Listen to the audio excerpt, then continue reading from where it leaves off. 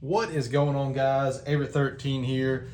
Today I've got an Olamic Whippersnapper here, and I have been wanting to get my hands on one of these for quite some time. I actually had a Olamic Wayfarer previously. I don't think I did a review on it.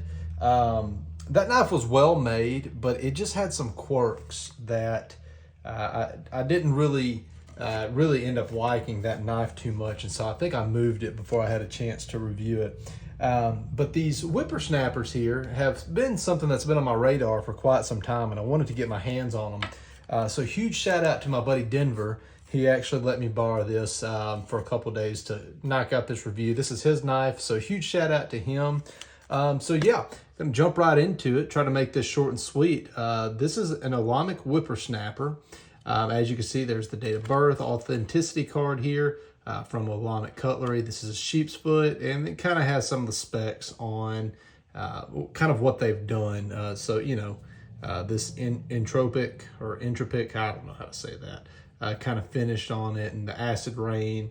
That's just some of their naming terminology for some of the customization that has been done on this particular knife. So yeah, what do I think about this knife?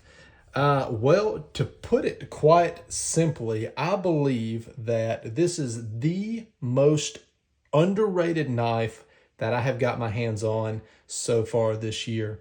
And, you know, to reiterate that, I think that a lot of people don't really truly appreciate how good this knife is. This knife is fantastic.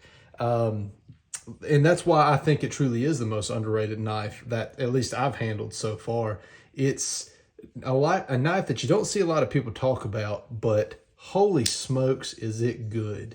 It's a good size. I think you've got overall length here of just under 7, or right at 7 inches, handle profile of about 4 inches.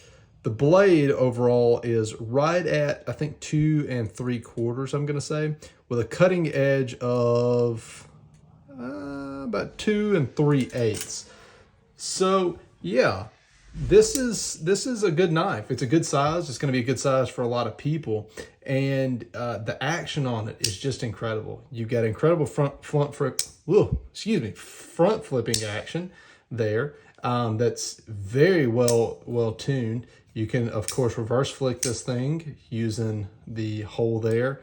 You can thumb flick it. You can even, you know, kind of do this roll here. Yeah, and you can do this kind of wrap around also. So however you want to deploy this thing, it's a joy to deploy in every fashion. And then another thing that I really like about this is this finger choil. I mean, it is just perfect. Now, I have size large hands, so whenever I hold it in this fashion here, kind of my pinky, you know, kind of trails off there. So I really find myself gravitating to this hold here, utilizing the finger choil, and it just fits like a dream in the hand like that. I have so much control here. The only thing that I do wish it had was I wish this jimping was maybe extended out to be even with the hole there, because when my fingers kind of naturally land right there, you know, I wish I had that. Now, that's not a deal breaker.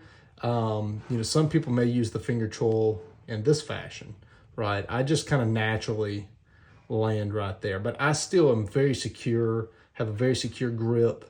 So it's not going anywhere. That's probably the one thing, and that's very minor. That's probably the one thing I do wish that this had, was just the jimping extended a little bit.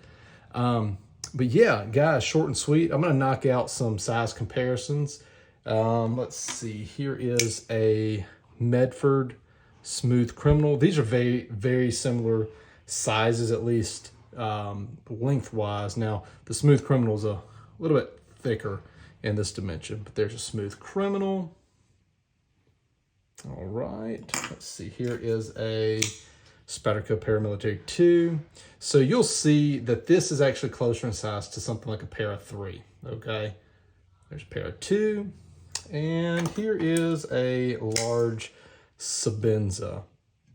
So you can see this is a very good size, good profile knife that I think a lot of people would really enjoy to carry. I really do. I threw it in the pocket for a couple of days, you know, carried it around a little bit, opened it up, used the flipper tab. I mean, everything on this thing is so well done. So well done that, like I said at the beginning of the video, I do think that this is the most underrated knife that I have personally got my hands on this year.